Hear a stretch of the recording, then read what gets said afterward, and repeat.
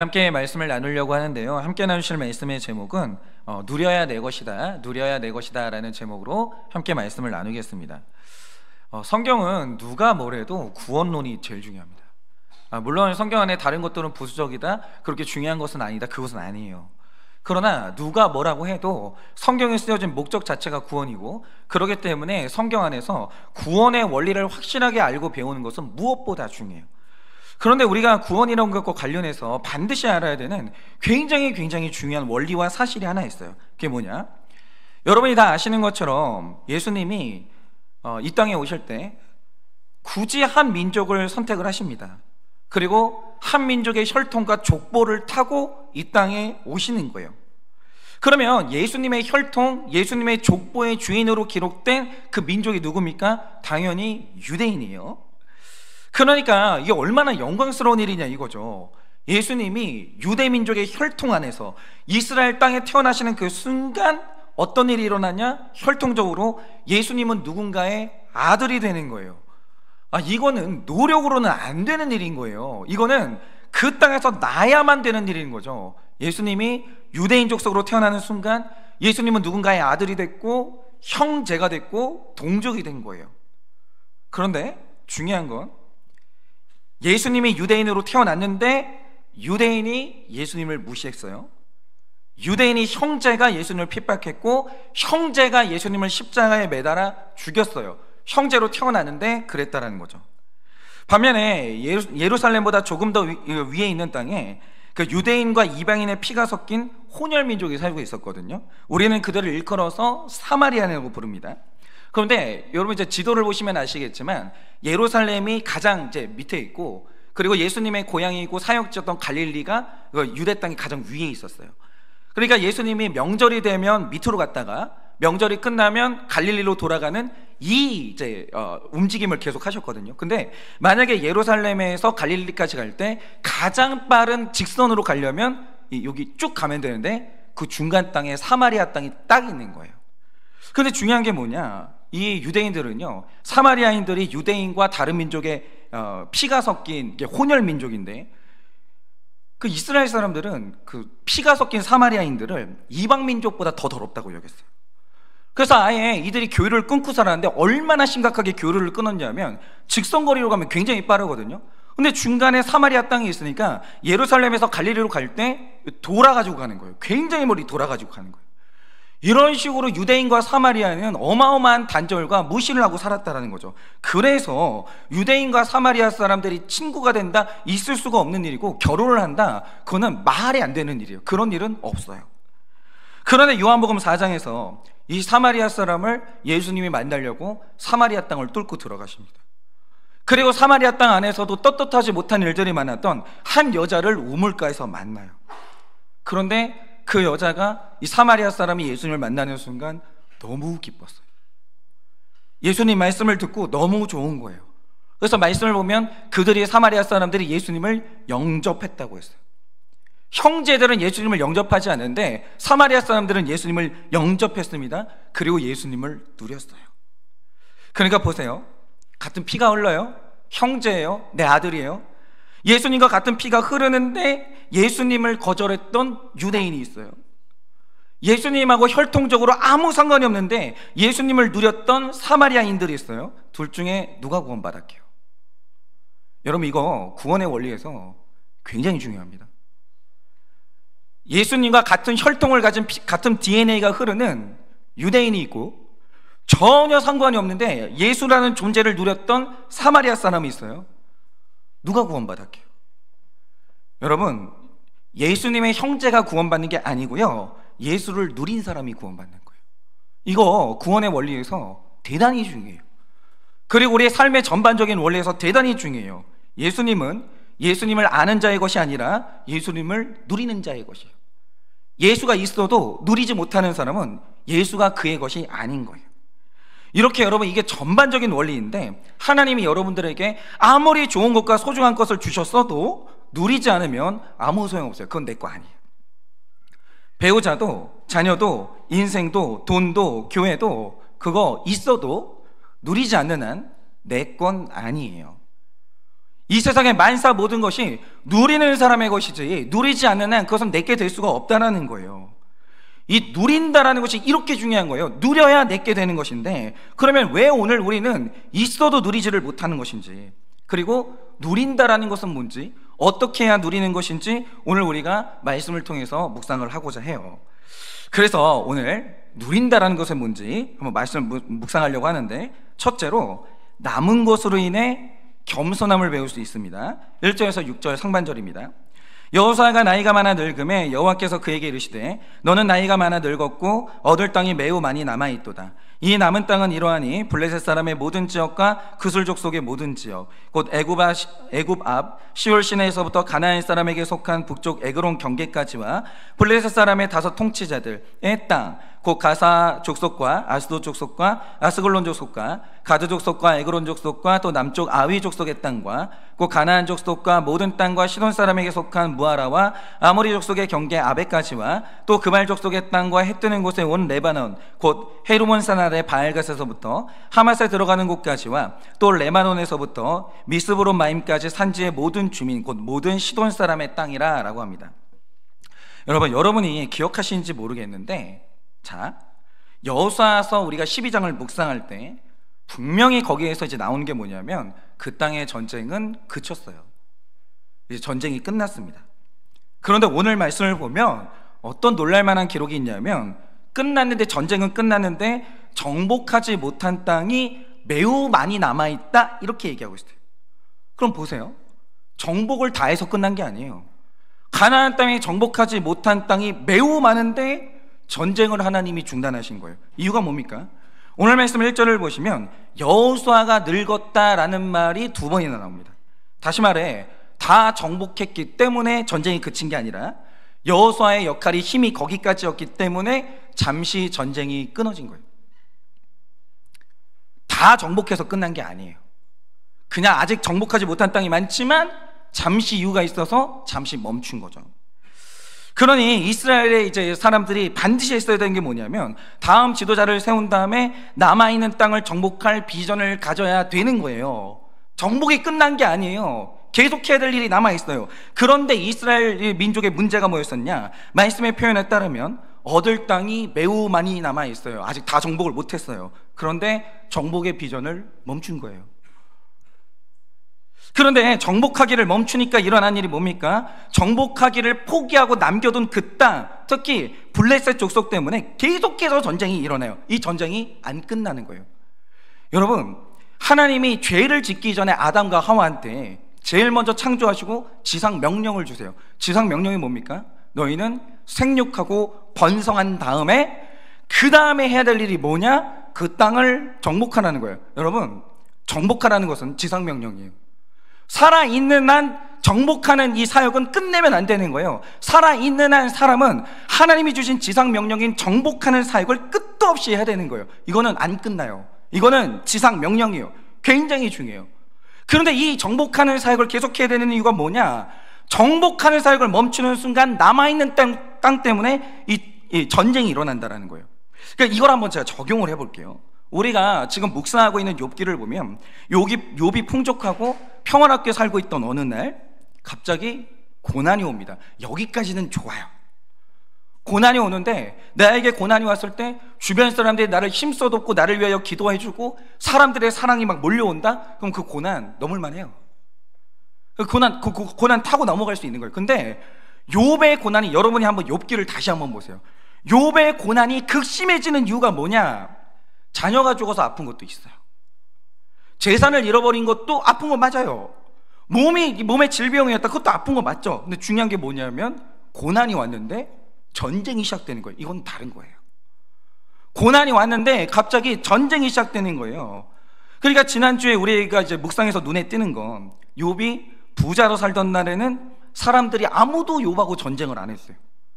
욥을 칭찬하는 사람만 있었지 욥을 비난하는 사람이 아무도 없었는데, 돈과 사람을 잃어버리자마자 갑자기 욥을 둘러싼 사람들이 욥을 공격하기 시작해요. 한 사람도 편들어주는 사람이 없어요. 이게 이상한 거예요. 욥의 주변에 그렇게 많은 사람이 있는데 욥이 이제 무너지는 순간 욥을 편들어주는 사람이 한 명도 없어요. 욥기에 한 명도 안 나타나요. 나를 둘러싼 사람들하고 전쟁이 시작되고 그 마을에 특별히 젊은이들하고 전쟁이 시작됩니다. 저는 이게 너무 이상했어요. 왜 한 명도 욥의 편이 없는 것인가? 이게 진짜 고난 아닌가? 그러면 이유가 뭐냐 이거예요.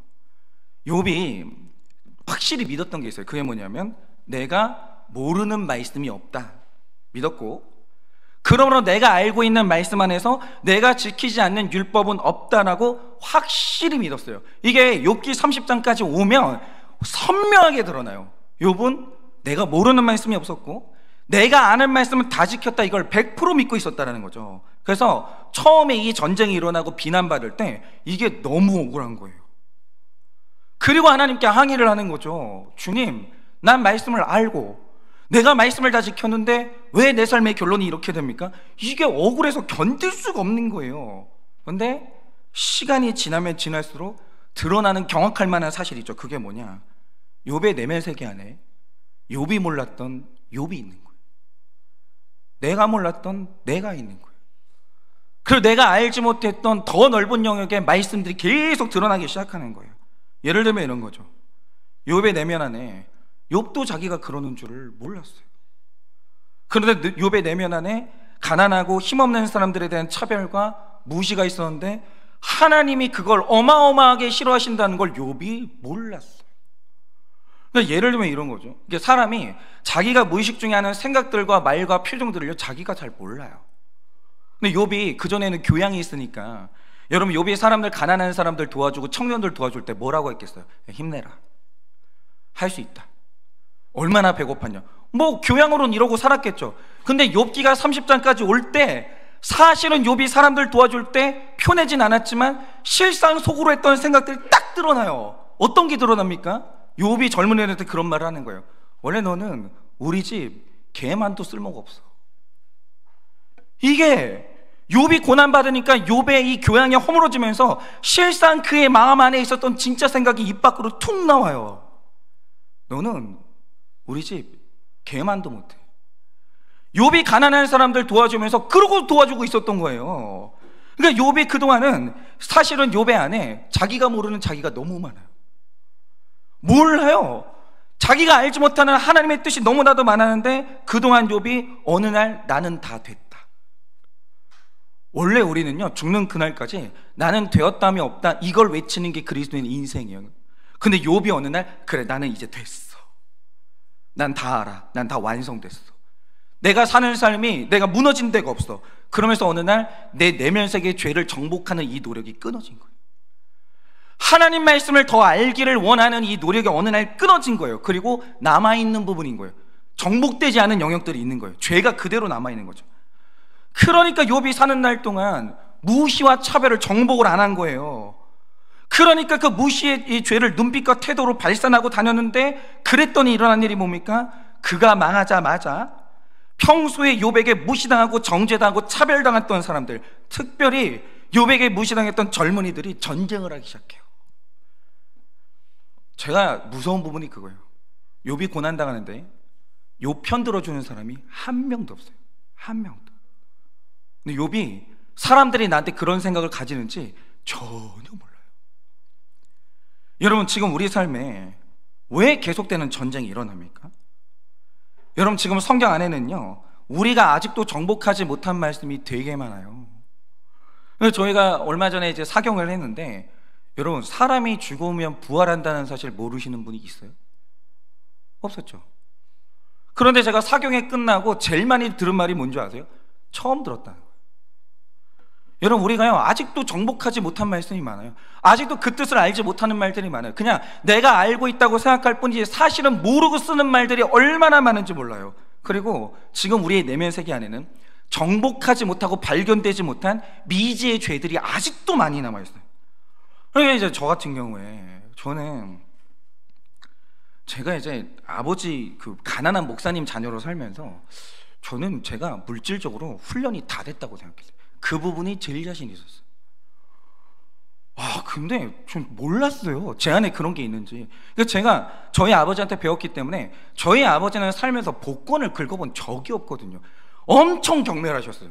복권 긁는 사람 다 도둑놈들이라고. 그게 거진 거라고. 노력하지 않고 먹으려고 하는 게 이렇게 거지니까 너 거지 되지 말라고 얼마나 가르쳤는지 몰라요. 그래서 저는 제가 그런 사람인 줄 알았죠. 근데 아직도 누가 그 말을 했는지 기억만 나면 잡아가지고 한번 어떻게 하려고 하는데, 아니 우리 예지가 임신이 되는데 지나간 말로 그런 말을 하는 거예요. 분유값이 한 달에 70만 원이래. 아니었던 거예요. 왜 그런 겁을 주냐고요, 괜히. 아니 있는데 가만히 있는데 분유값이 70만 원인가 80만 원이라는 거예요, 한 달에. 근데 우리 아내가 임신을 하니까 눈치도 없이 잘 다니던 직장을 그만둬요. 진짜 있잖아요, 목이 졸리는 것 같은 거예요. 너무 부담이 되는 거예요. 그러니까 그런 금전적으로 목이 졸리는 경험을 그때 처음 해봤어요. 그러니까 제가 하는 게 뭐냐, 어느 날 밤에 조용히 편의점 가가지고 긁는 복권 2개 사고 연금 복권 하나 사가지고 긁고 있는 거예요. 근데 그거를 예지가 임신되지 않았으면 몰랐을 나예요. 내가 나를 모르는 내가 있었던 거예요. 여러분, 우리 내면 세계 안에는 미지의 땅, 내가 모르는 내가 있다라는 거죠. 그런데 어느 날 우리가 말씀 정복하기를 포기하는 거예요. 그런 분들이 있어요. 아니 목회자들이 말씀 공부를 안 해요. 장로님들 있잖아요, 뭔가 가르쳐 주려고 하잖아요. 훈련 받읍시다. 기분 나빠요. 권사님들이 성경 공부하자고 그러잖아요. 기초 성경 공부하자고 하잖아요. 다 안 돼요, 자기가. 어느 날부터 사람이요, 말씀 정복하기를 포기하는 거예요. 그리고 내 내면 세계를 정복하는 거 어느 날 그만하는 거예요. 훈련 받을 만큼 받았지. 나는 나를 다 알지. 끝났지. 엄청 교만한 거예요. 그런데 그거 정복하기를 포기하면 남아있는 무지와 남아있는 죄 때문에 우리 삶의 전쟁이 안 끝나는 거예요. 여러분, 겸손하셔야 되는데 말씀은 죽는 날까지도 몰라요.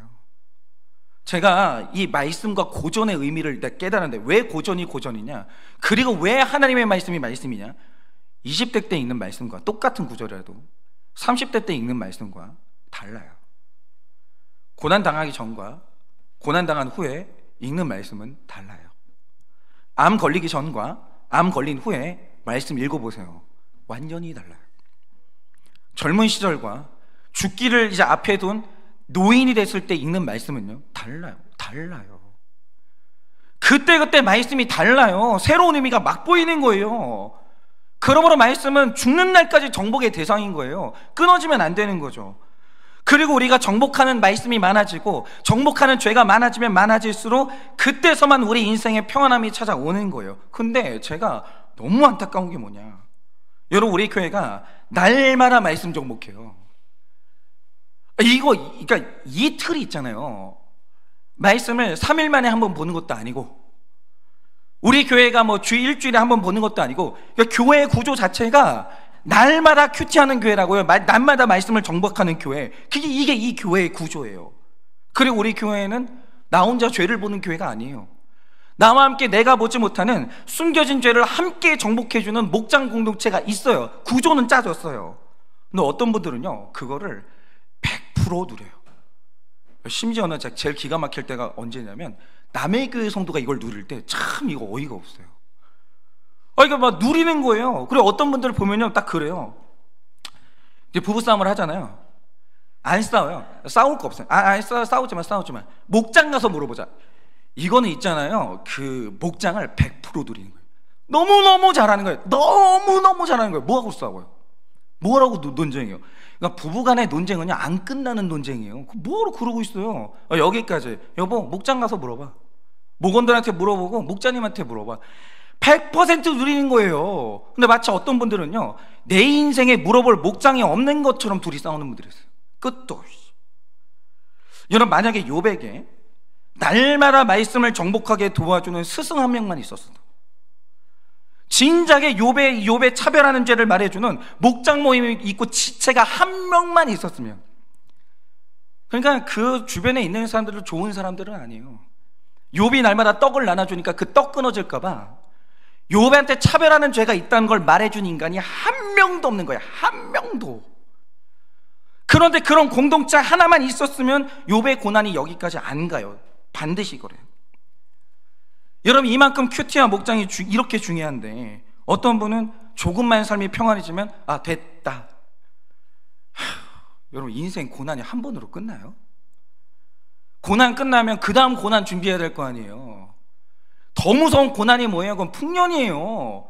여러분 평안할 때, 일 없을 때 다음 고난 준비해야 될 거 아니에요. 근데 이게 습관이에요. 고난 하나 딱 끝나잖아요. 아우 됐어. 그동안 너무 수고했어. 그러면 자기에게 보상해 준다고 하면서 1년 큐티를 하니.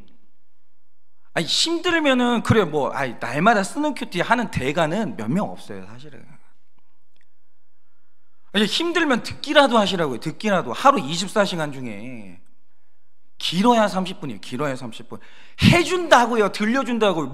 물론 제가 고막 남친은 아니야. 듣고 있으면 힘들어요. 그러나 해주잖아요. 듣기라도 하시라고요. 근데 그것도 못 누려요. 있는데 그것도 못 누려요.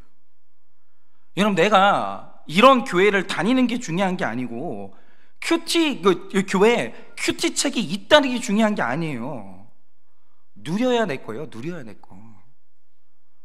여러분 욥의 주변에 그 말씀을 아는 사람들 많아져요. 지금 중요한 게 뭐냐? 욥은 누린 적이 없어요. 여러분 이 모든 좋은 것들은 내가 누려야 내 거 되는 거예요. 그러니 목장과 큐티, 여러분 있는 교회를 다니지 마시고 있는 교회에서 누리세요. 그래서 그것이 내 것이 되어서 말씀이 날마다 정복되어지고 내 죄가 날마다 정복되어져서 내 삶의 평안함이 확대되는 여러분 되시기를 예수님의 이름으로 축원합니다. 적용 질문 드립니다. 큐티와 목장을 잘 누리고 있습니까? 큐티와 목장을 잘 누리고 있으십니까? 욥처럼 아직 정복하지 못한 내 악은 무엇입니까? 욥처럼 아직 정복하지 못한 내 악은 무엇입니까? 정복하지 못한 말씀이 있다는 것을 인정하십니까? 아직 정복하지 못한 말씀이 있다는 것을 인정하십니까? 둘째로 주신 기업을 누리려면 나눠야 합니다. 6절 하반절에서 13절까지인데요 시간상 8절까지만 읽겠습니다. 또 레바논에서부터 미스브롯 마임까지 산지의 모든 주민 곧 모든 시돈 사람의 땅이라 내가 그들을 이스라엘 자손 앞에서 쫓아내리니 너는 내가 명령한 대로 그 땅을 이스라엘에게 분배하여 기업이 되게 하되 너는 이 땅을 9지파와 므낫세 반지파에게 나누어 기업이 되게 하라 하셨더라 라고 합니다. 한 번 더 읽어야 되네요. 므낫세 반지파와 함께 르우벤 족속과 갓 족속은 요단 저편 동쪽에서 그들의 기업을 모세에게 받았는데 여호와의 종 모세가 그들에게 준 것은 이러하니 라고 합니다. 여러분 말씀을 보면 저는 이게 제일 너무 좋았는데 하나님이 믿는 택자에게 주시는 축복이 하나 기록되어 있거든요. 그게 뭐냐면 이렇게 기록하고 있어요. 6절을 보면 내가 악한 것들을 이스라엘 자손 앞에서 멀리 쫓아낼 것이다 이러시는 거예요. 네, 여러분 잘 보세요. 이스라엘 백성들은 택자예요. 이미 구원을 받았어요. 근데 택자는 이미 칭의의 원리가 작동되는 사람이 아니라 성화의 원리가 작동되는 사람들이에요. 여러분은 다 성화의 원리가 작동되는 분들이에요. 그러므로 하나님이 이런 축복을 주실 때는 반드시 단서가 있어요. 성화의 영역 안에서는 내가 가만히 있는데 내 것이 되는 축복은 없어요. 반드시 거기에 내가 해야 될 내 일이 있는 거예요. 내 역할이 있는 거예요. 반드시 그러해요. 그러면 하나님이 우리 인생에 악한 것들을 쫓아주신다라고 하는데 그럼 이때 이 축복을 내가 받으려면 내 편에서 해야 되는 일이 뭔가? 하나님이 여호수아와 이스라엘 백성들에게 주신 땅이라는 기업이 있어요. 이 기업을 어떻게 취급하느냐가 진짜 중요한데 이 기업에 대해서 반복적으로 나오는 말이 뭡니까? 6절에 그 땅을 이스라엘에게 분배하라. 7절에 너는 이 땅을 나누라. 8절에 모세가 그들에게 준 것 이런 식으로 줬다, 나눴다, 분배해라 이런 표현들이 기업과 관련해서 계속 나와요. 계속. 그러니까 하나님이 말씀하시는 원리가 뭐냐? 여러분, 이 기업의 원리를 잘 하셔야 돼요. 네가 기업을 나누면 내가 너의 내면과 그 환경에 악한 것들을 쫓아낸다, 이러시는 거예요. 근데 이게 원리가 아니에요. 굉장히 실제적인 거예요. 그러니까 이게 얼마나 중요한 원리인지 한번 보세요. 제가 예를 들어보려고 하는데, 마태복음 25장에 기록된 달란트 받은 종들의 이 비유를 보면요, 하나님이 만나는 날 반드시 책망받고 쫓겨나는 사람이 있어요. 그게 누구냐? 기업은 다 받아요. 기업을 못 받는 사람은 없어요. 제가 학부 시절에 정신 약간 지체가 있는 친구를 만난 적이 있어요. 신학교에 이 친구가 온 거예요. 근데 이 친구가 은혜를 받았어요. 그래가지고 이제 그 신학교에 이제 온 거죠. 왔는데 이 친구가 여성인데 제 쌍둥이 동생을 좋아했어요. 엄청 좋아했어요. 그래서 한 게 뭐냐면, 진짜 그때 황당했는데, 제 생일이 있거든요. 근데 제 생일이 동생 생일이겠죠. 미역국이 나오는 거예요. 이게 무슨 일이냐? 완전 이게 웬열? 막 이러면서 이런 우연도 있는가? 막 이러면서 먹었죠. 근데 알고 보니까 그 자매가 한 달 전부터 아줌마를 쪼른 거예요. 식당 아줌마를. 이날 박은성 전사님 생일인데 미역국을 먹어야 되니까 반드시 이 미역국 해야 된다고 한 달을 쪼른 거예요. 그게 먹은 거죠. 근데 이 자매는 연약했어요. 순수하지만 연약했죠. 근데 얼마 전에 전화가 온 거예요. 깜짝 놀랐어요. 전화가 왔는데 결혼해서 자녀가 둘이 있는 거예요. 그리고 남편분도 약간 이제 장애가 있는 분인데, 그 남편도 취직해서 돈 벌고, 이 자매도 취직해서 돈 벌고. 너무 감격적인 거예요. 멋지다, 진짜 멋지다. 그러니까 하나님이 우리 모든 사람들에게 기업을 주는데, 중요한 게 뭐냐? 기업은 다 받아요. 주님 만나는 날 인색한 사람은 쫓겨나요. 인색한 사람은 반드시 쫓겨나요. 하나님 나라에서 악한 종이라는 평을 듣고 쫓겨난다라고 분명히 기록하고 있어요. 그런데 성경을 보면요, 하나님이 없어서 못 드리는 걸 인색하다고 말하는 일이 없어요. 예를 들어서 다섯 달란트 받은 사람은 5달란트를 드렸어요. 2달란트 받은 사람은 2달란트를 드렸어요. 보세요. 그냥 이게 액면가로만 보면 5달란트 낸 사람보다 2달란트 드린 사람이 적게 드린 거 맞잖아요. 근데 둘이 똑같이 칭찬받아요. 착하고 충성된 줄. 그러니까 5달란트 드린 사람보다 2달란트 드린 사람이 인색한 사람이냐? 하나님 나라에서 그런 일은 없어요. 가진 만큼 받은 만큼 나누면 되는 거예요. 여러분, 이 지체가요, 제가 아까 말씀드린 지체가 교회에서 그렇게 힘들게 사는데 봉사를 해요. 안내 봉사를 해요. 진짜 너무 감격이 되는 거예요. 훌륭하다 진짜. 엄마가 됐어. 애를 둘이나 키워. 직장 생활도 해. 돈도 벌어. 교회에서 봉사도 해. 이 주보 접는 이제 봉사도 한대요. 너무 멋있는 거예요. 또 그만큼만 하면 되는 거예요. 그만큼만. 그러니까 적게 받은 게 있어서 적게 나누고, 없어서 못 드리는 사람을 인색하다는 법이 없어요. 하나님의 나라는 그런 일이 없다라는 거죠. 여러분 잘 들으세요. 지금 우리에게 맡겨진 시간, 젊음, 물질은요, 다 내 게 아니에요. 하나님이 우리에게 맡기신 것 안에는 반드시 3가지 성격의 것이 있는데, 나에게 맡겨진 것 안에 내가 쓰는 게 제일 덩어리가 커요. 근데 그 안에는 반드시 하나님께 드릴 것과 이웃과 나눌 것이 무조건 있어요. 여러분, 그거 다 내 거라고 생각하시면 큰일 납니다. 그래서 성경은 우리를 뭔가의 주인이라고 말하는 게 아니라 청직이라고 말하는 게 이유가 그런 거예요.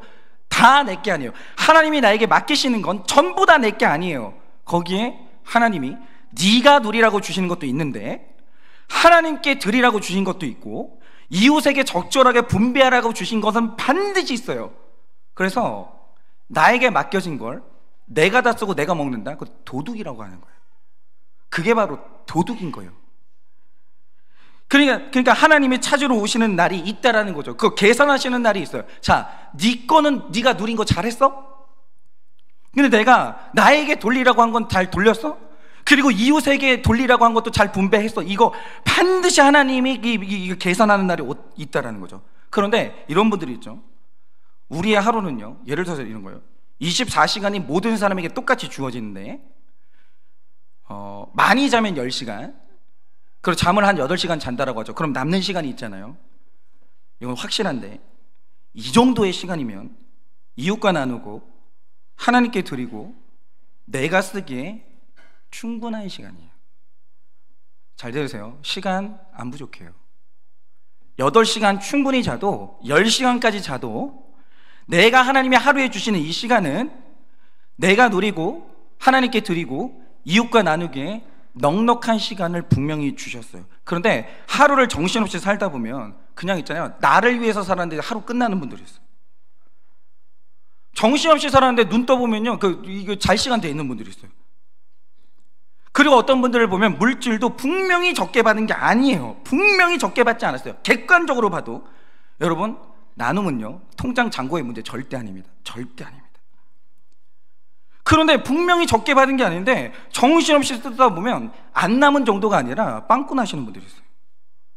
그 이유가 뭐냐? 2개 중에 하나인데, 실력이 없거나 인색한 거예요. 근데 실력이 없는 건 괜찮아요. 실력 키우면 되는 거니까. 이 인색한 건 다른 문제예요. 인색한 건 도둑이에요. 이게 있잖아요, 내 게 아닌데 내 거 아닌 것까지 손대는 그 인색함이 있는 거예요. 이것까지 나누기가 싫은 거예요. 그게 바로 도둑이라고요. 인색한 사람이 도둑질해요.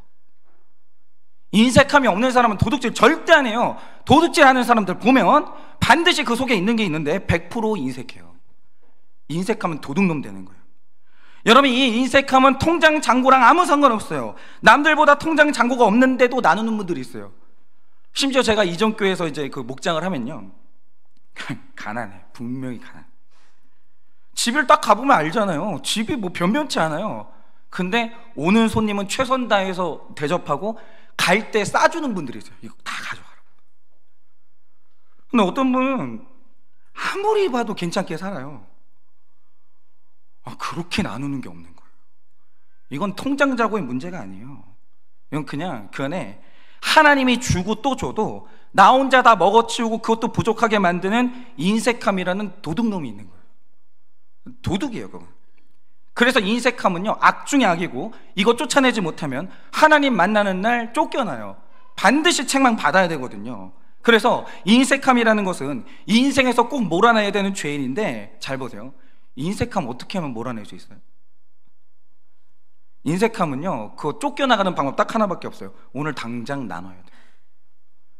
나누는 거 말고 인색함이 쫓겨나가는 다른 방법은 일체 없는 거예요. 그러니까 힘써 나누고 거기서 얻는 기쁨을 누려야 쫓겨나가는 게 인색함이라는 거예요. 그런데 어떤 분이 기도하길, 주님, 이 인색함이 사라지면 나눌게요. 죄송한데 그런 일은 안 일어나요. 이거는 뭐냐 하면, 하나님 홍해바다를 갈라주시면 걸을게요. 이거랑 똑같은 거예요. 그런 일은 안 일어나요. 네가 홍해바다를 밟아야 홍해바다는 갈라지는 거야. 이렇게 되시는 거죠. 인색함은 내가 두 손 꽉 쥐고 있고 하나도 나누는 게 없는데 갑자기 어느 날 내 마음에서 인색함이 사라진다. 그런 일은 없는 거예요. 내 안에 이 책망받게 만드는 이 인색함이라는 귀신이 쫓겨나는 길이 뭐냐? 당장 오늘 나눠야 돼요. 여러분 것까지 나누라는 게 아니에요. 여러분 게 아닌 것을 나누라는 거예요. 그러니까 저도 그래요. 하나님이 저에게 주신 것은 일단 강점이든 약점이든 제 기업이에요. 제가 오늘 큐티하면서 말씀을 깨닫잖아요. 내 깨달음은 다 내 게 아니에요. 이건 하나님이 나에게 주신 기업이에요. 그래서 나에게 주신 기업을 가장 잘 쓰는 건 나누는 거거든요. 근데 여러분 생각을 해보세요. 저는 공적인 설교 강단에서 제 약점을 말해요. 가끔 제 죄를 말해요. 근데 이거를 방송 다 꺼놓고 우리 교회 성도님들하고만 나누는 것도 아니에요. 방송 켜놓고 우리 교회 성도님들보다, 숫자보다 훨씬 많은 사람들이 듣는데 나눠요. 그러면 제가 제 약점 오픈하고 제 죄를 고백하는 게 쉬울 것 같으세요? 여러분, 어려워요. 엄청 힘들어요. 그러면 솔직히 말해서 여러분이 약점 나누는 거하고 제가 약점 나누는 건 좀 달라요. 왜 그러냐? 저는 어쨌든 오픈된 공간에서 나누잖아요. 어쩔 수 없이. 근데 약점을 나눈 다음에 사역하다 보면 어느 날 제가 나눈 약점을 가지고 공격하는 분들을 반드시 만나요. 안 그래 본 적이 없어요. 물론 제가 이제 이게 약점을 나누면 거기서 내 약점 보시는 분들이 훨씬 많아요. 제가 제 죄를 나누면 거기서 자기 죄를 보시는 분들이 훨씬 많아요. 그런데 단 한 번도 제가 약점을 오픈하고 공격받지 않은 적은 없었어요. 제 약점 가지고 공격을 늘 받았어요.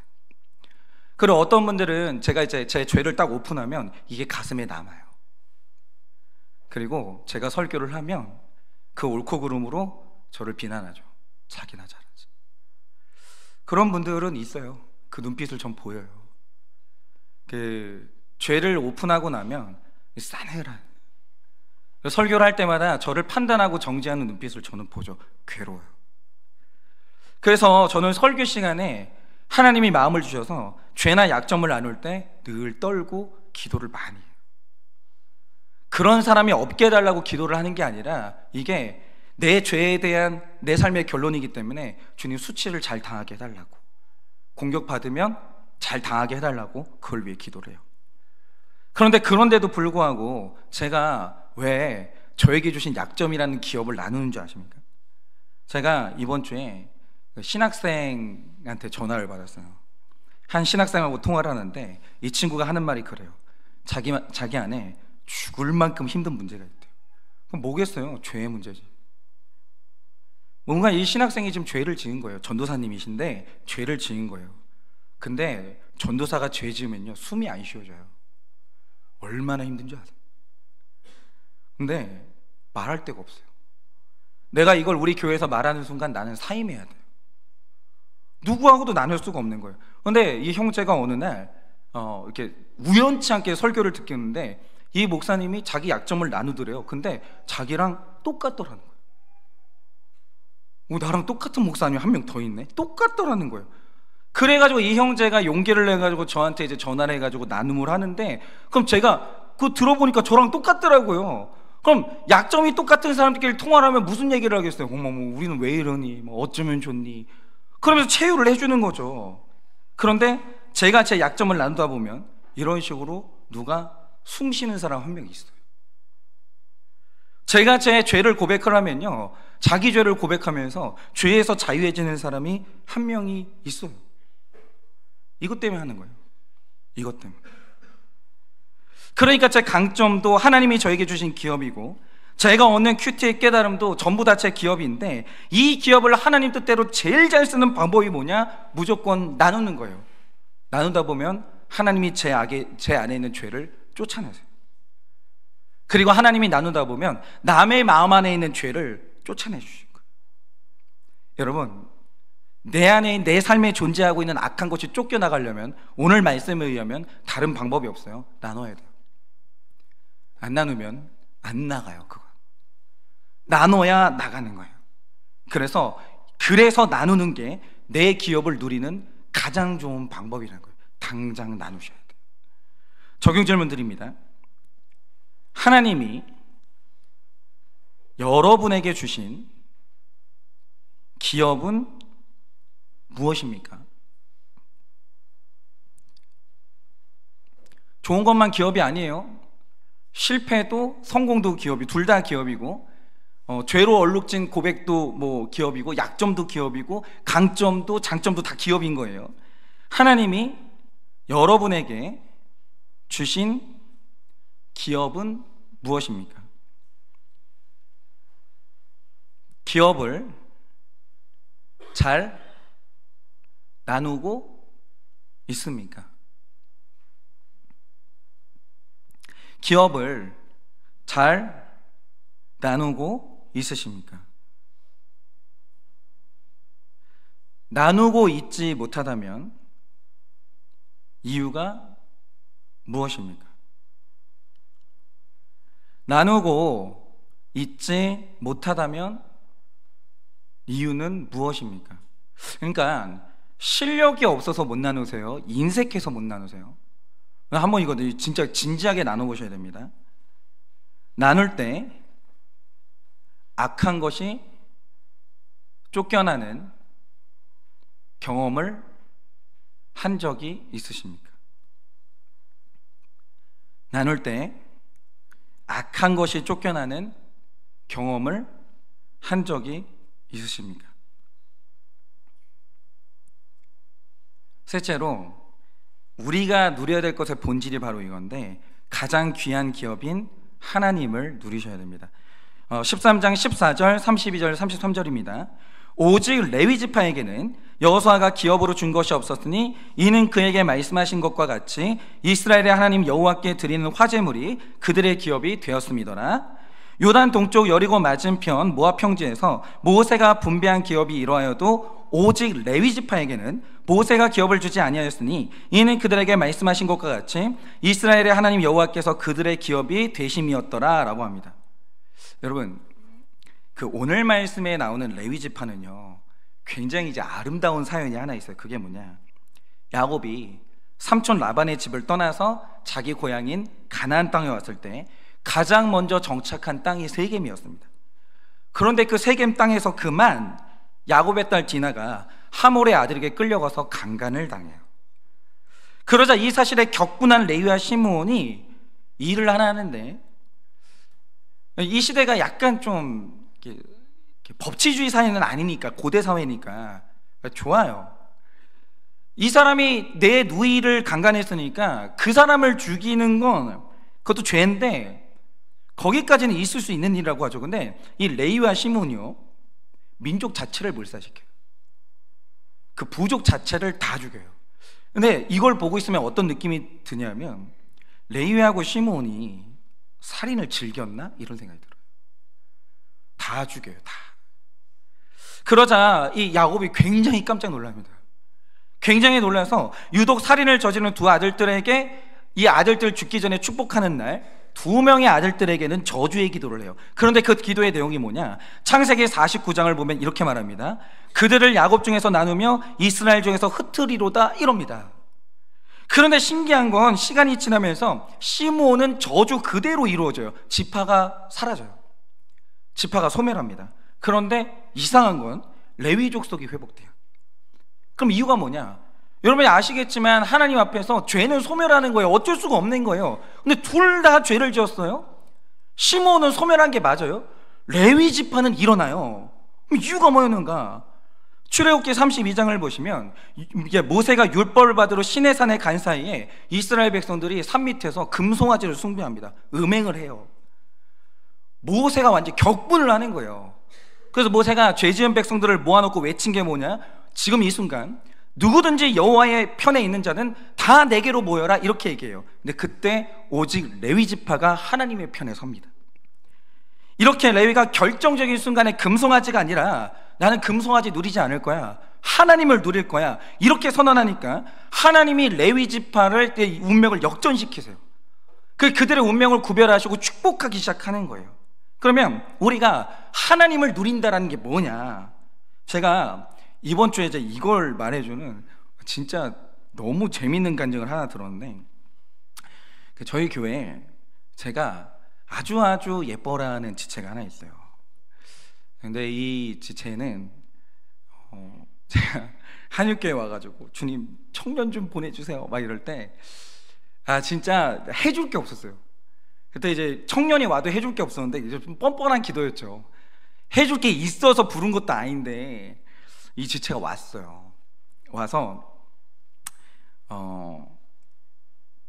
청년부 목장을 제가 인도하는 청년부 목장부터 시작을 했어요. 그래가지고 이제 저한테 받아야 될 훈련을 다 받았어요. 그러니까 저는 이 지체가 고맙죠. 예쁘고. 그래서 이 지체가 진짜 저랑 같이 이제 교회를 여기까지 세워온 지체인데, 이 지체가 그런 지체가 아닌데 최근에 일이 얼마나 바빴는지 무려 제가 만나고 처음이에요. 한 달을 주일 성수를 못했어요. 근데 이 지체가 나오기 싫어서 그런 게 아니라 청년이니까 그 조직에서 말단이거든요. 내가 속해 있는 조직 전체가 다 바쁜 거예요. 그리고 내가 빠지면 나머지 사람들이 내 일을 다 맡아서 해야 되는 거예요. 안 그래도 바쁜데. 그러면 어쩔 수가 없죠. 그래서 일이 너무 몰려들었기 때문에 말단에 있는 이 지체가 빠질 수가 없었던 거예요. 그래서 본인도 안타깝고 저도 안타깝지만 한 달이나 주일 성수를 못하는데 어쩔 수가 없었어요. 그래서 이 지체가 이게 일이 바쁘다는 건, 청년들은 이러면 이제 멘탈이 무너져요.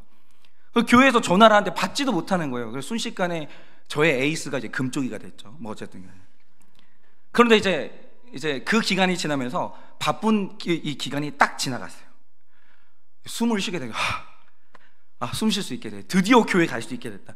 그래서 이 지체가 교회를 갈 수 있게 됐는데 한 달 빠지다가 교회를 나왔어요. 근데 그 다음 날부터 이상한 일이 뭐냐면 하나님이 거부할 수 없는 마음을 주시는데 그게 뭐냐, 너 한 달 동안 아침 예배, 현장 예배 나가, 이런 마음을 거부할 수 없을 정도로 너무 강하게 주시더라는 건데 이 지체가 이게 말이 되나, 이게 지금 내가 너무 한 달 동안 학대를 당해서 내가 지금 헛것을 보는구나, 막 이런 생각을 했다라는 거죠. 근데 앉아있는데, 일을 하는데, 식사를 하는데 그게 안 사라지고 계속 너무 강하게 마음에 오는 거예요. 근데 이제 중요한 게 뭐냐, 좋아, 이게 내 착각일 수도 있고 하나님이 부르시는 거일 수도 있는데, 근데 이 지체가 정말로 한 달 동안 아침 예배를 현장으로 나오려면 절대로 넘을 수가 없는 3개의 산을 넘어야 되는 거예요. 근데 이게 3개가 넘을 수가 없는 산이에요. 그러면 첫째는 뭐냐, 이 지체가 이제 멀리 살아요. 우리는 다 그렇듯이 멀리 살아요. 근데 이 지체가 이제 오려면 아침 예배를 오고 늦지 않게 이제 출근을 하려면 차가 있어야 되는 거예요. 근데 자기 차는 없고 어머니가 늘 끌고 다니시는 차를 내가 빌려야 되는데 어머니는요, 이 차가 없으면 너무 불편해지는 거예요. 그래서 예전에 한 2번 정도, 이틀 정도 빌린 적이 있는데 난리를 치셨대요. 그렇게 불평을 하시고. 그런데 한 달씩이나 빌려달라고 한다? 그런 일은 일어나지 않는 일이다, 이렇게 생각했죠. 근데 그래서 말도 안 꺼내려고 하는데 마음이 너무 강하게 주시는 거예요. 이 지체가 거절당하면 너무 명분이 있잖아요. 그러니까 말이라도 해보자라고 하면서 엄마한테, 엄마 한 달만 차 좀 빌려주면 안 돼? 라고 했더니 해. 그래서 근데 그것도 그래서 너무 깜짝 놀라죠. 아니야 엄마 불편하면 안 줘도 돼, 이게 그랬는데 아니야 너 써, 그러더라는 거예요. 그럼 이러면 벌써 우리는 인생이 불안해지기 시작하죠. 왜 이러나, 왜 갑자기 이게 열리나. 그러나 중요한 건 이 지체에게는 2개의 산이 더 있다는 거. 그럼 이제 또 하나의 산, 2번째 산은 뭐냐, 하나 넘었는데 2번째 산은 뭐냐, 교회에 와서 이제 아침 예배를 드리는 건 좋아요. 근데 지각을 안 하고 회사를 가려면 그 차를 끌고 회사를 가야 되는데, 문제는 뭐냐, 그 회사가 있는 건물에 여러 업체가 있는데 그 건물에 무료로 주차할 수 있는 업체당 무료로 주차할 수 있는 차량이 3대밖에 안 되는 거예요. 근데 직원 수가 몇 명인데, 겨우 3대인데 이미 그 세대가 다 등록이 돼 있겠지, 이런 생각을 했어요. 물어보고 싶지도 않은데, 근데 하나님이 또 마음을 너무 강하게 주시니까 아침 예배를 한번 나오고 혹시나 하는 마음에 차를 끌고 간 다음에 직장 상사한테 물어본 거예요. 혹시 제가 한 달 동안 차를 가져와야 되는데 주차 등록 다 돼 있죠? 이렇게 물어본 거죠. 갑자기 직장 상사 하는 말이 뭐냐, 야 다행이다, 딱 2대가 등록돼 있어, 네 차 가져와도 돼? 이러는 거예요. 이러면 이제 정말 불안해지기 시작하실 거죠. 나는 정말 한 달을 나와야 되는 것인가? 그러나 이 지체가 가장 믿었던 마지막 카드가 있는 거예요. 3번째, 절대로 넘을 수 없는 이 장애가 뭐냐, 여러분 빌라 살아보셨어요? 저는 빌라 살아봤거든요. 빌라촌은요 주차장이 없어요. 그래가지고 그 밑에 이제 그 주차장 몇 대 되는, 그러니까 예를 들어서 이제 빌라에 사는 세대가 10세대면 될 수 있는 주차는 한 5대, 6대 이렇게 되는 거예요. 빌라는 원래 그래요. 그래서 늘 빌라는 이중 주차를 해요. 근데 이 지체가 이제 원룸에 살고 있는데 아시겠지만 빌라 주차장이 협소하기 때문에 내가 만약에 일찍 가가지고 차를 안 쪼게 된다, 어쩔 수 없어요. 빌라는 이거 불문율이에요. 그 앞에 차가 이중 주차를 하는 거예요. 그래서 빌라 사는 사람들이 되게 사이가 좋아요. 불문율이 뭐냐면 서로의 이 수면 시간을 위해서 새벽에는 안 나가는 게 불문율이에요. 만약에 새벽에 나가야 되는 스케줄이 있다 그러면 빌라 외에 다른 멀리다 주차를 하는 게 불문율이다, 이거죠. 빌라 살아보셨어요? 전 살아봤거든요. 이런 아름답고 평화로운 불문율이 이 빌라에는 있는 거죠. 그래서 이 지체가 어떻게 했냐면 그날 일찍 퇴근을 했어요. 그리고 가장 안쪽에 주차를 한 거죠. 그럼 어떻게 되겠어요? 아침에 나와보면은 내 앞에 2대가 딱 있을 것이고 새벽 5시에 어떻게 사람들을 깨워요? 하나님, 이건 덕스럽지 않아요. 하나님 믿는 사람은 덕스럽지 않아요. 저는 못 갑니다. 이렇게 얘기를 한 거죠. 그래서 이제 다음날 아침에 이제 5시에 일어났어요. 너무나 여유 있게, 주님 뭐 어쩔 수 없잖아요. 그러면서 이제 내려왔어요. 놀라운 사실이 뭐냐, 앞에 차가 한 대도 없는 거예요. 마치 우리가 너 아침 예배 나가라고 차를 빼놓은 것처럼 한 대도 없는 거예요. 근데 그거는 이 지체 말에 의하면요, 본 적이 없는 광경이래요. 너무 어이없는 광경에 이 지체가 이거는 빼박이다, 하나님이 나를 부르시는구나, 이걸 너무 확인을 했다는 거죠. 그래서 이 지체가 이제 아침 예배를 요즘 나오고 있어요. 정말 그래서 아침에 제가 저기 사무실에 있는데 이 지체가 손을 주머니에 찔러놓고 계단을 내려오는 광경을 보면 그렇게 웃겨요. 그냥 이런 거죠. 근데 이 지체가 하나님이 불러서 오셨잖아요. 그러니까 내가 한 달을 빠질 만큼 하나님이 한 달을 채우라고 하시는 거예요. 근데 이 지체가 오면 올 때마다 은혜를 주시는 거예요. 이 지체가 올 때마다 하나님이 그날 하루에 한 개씩 회개할 거리를 주시는 거예요. 그리고 하루에 하나씩 은혜를 받는 거예요. 이 지체가 다시 한번 확인을 하는 거예요. 그래, 이거 없이 나는 살 수가 없지. 근데 제가 이 이야기를 들으면서 제가 알겠는 게 뭐냐, 이 지체는 저랑 함께 한 시간이 오래됐기 때문에 제가 이 지체한테 숨기는 게 없고 이 지체가 저한테 숨기는 게 없어요. 우리 다 알아요. 그런데 제가 이 지체의 살아온 삶이나 걸어온 길을 보면은 이 지체는 하나님 없이는 이제는 못 살아요. 하나님이 없으면 오늘처럼 못 사는 지체. 그런데 이런 지체가 한 달이나 예배를 끊어지는 게 하나님 입장에서는 어마어마하게 큰일이었던 거예요. 근데 그걸 제가 어떻게 느끼겠냐, 이 지체가 잃어버린 은혜를 회복할 수 있다면 하나님은 어머니의 마음도 바꾸시고 회사 주차 대수를 조정하시고 심지어 주차장의 차도 다 치워버리시는 거예요. 그리고 그렇게 해서라도 하나님은 이 지체를 만나야만 하는 거예요. 여러분, 하나님은요, 우리의 은혜를 다시 공급할 수 있다면 이거보다 더한 일도 해요. 하나님이 우리를 만날 수만 있다라고 한다면 이집트의 파라오도 치워버리시고 바다가 우리를 막고 있으면 하나님은 바다도 갈라요. 하나님은 더한 일도 해요. 그러니까 제가 이 간증을 들으면서 느낀 게 이거예요. 이거는 이 정도로 하나님이 일하시면 이거는 이 지체가 하나님의 은혜가 필요한 게 아니라 하나님이 이 지체를 이렇게 원하시는구나, 이런 생각이 드니까 가슴이 뭉클해지는 거예요. 여러분, 우리는요, 하나님의 은혜가 끊어지는 날은 잘 없어요. 그래서 하나님의 은혜가 늘 계속되고 있기 때문에 하나님의 은혜가 얼마나 중요한지를 몰라요. 근데 하나님이 섭리가 있어서 잠깐 끊으실 때가 있어요. 그때 알아요. 하나님 은혜 끊어지면 어떻게 되는지 아십니까? 인생 황폐해져요. 모래바람 날려요.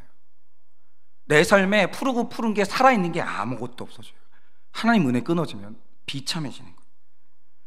그래서 우리 삶에서 가장 중요한 건 하나님을 누리는 거예요. 정말 이번 주에 그 간증을 듣는데 하나님 앞에서 이게 얼마나 중요한지, 하나님이 택한 사람에게 하나님을 누리는 걸 얼마나 중요하게 생각하시는지 그거를 너무 알겠는 거예요. 너 나를 누려야 되기 때문에 잠도 포기해, 좀 바빠도 돼, 돈 포기해도 돼, 근데 나를 누려야 돼. 이게 너무 확실한 거예요. 근데 이렇게까지 해야 되는 이유가 뭐냐, 우리 삶에 하나님 은혜가 이만큼 중요하기 때문에. 하나님 은혜 없이는 못 살아요. 그래서 하나님의 은혜는 회복을 해야 되는 것이고 우리 삶에 누리라고 주신 예배와 목장은 반드시 지켜야 되는 거예요. 그러니 여러분, 우리가 한 주를 사는 동안 큐티로 정복하지 못한 말씀과 내 죄를 계속 정복하시고 있는 기업을 잘 나누셔서 여러분 누리세요. 누려야 내게 되는 거예요. 다 누리셔서 하나님도 목장도 인생도 시간도 돈도 내 옆에 있는 모든 사람도 다 누리시는 여러분 되시기를 예수님의 이름으로 축원합니다. 이 시간에 적용 질문 드립니다. 찬양팀 나와주시고 적용 질문 드립니다. 예배와 큐티와 목장으로 하나님을 누리는 일에 최선을 다하고 있으십니까? 예배와 큐티와 목장으로 하나님을 누리는 일에 최선을 다하고 있으십니까? 하나님의 은혜를 누리지 못해 황폐함을 경험한 적이 있었습니까? 하나님의 은혜를 누리지 못해 황폐함을 경험한 적이 있었습니까? 하나님을 누리기 위해 오늘 적용해야 할 것은 무엇입니까? 혹시 아침 예배 출석? 이거 말씀드린 거 아니에요. 갑자기 이 말씀이 들린 분이 있다면 하나님이 말씀하시지 않을까 심각하게 생각해 보세요. 어쨌든 하나님을 누리기 위해 오늘 적용해야 할 것은 무엇입니까? 이 시간에 우리 다 같이 주 안에 있는 나에게 찬양해 보려고 하는데요.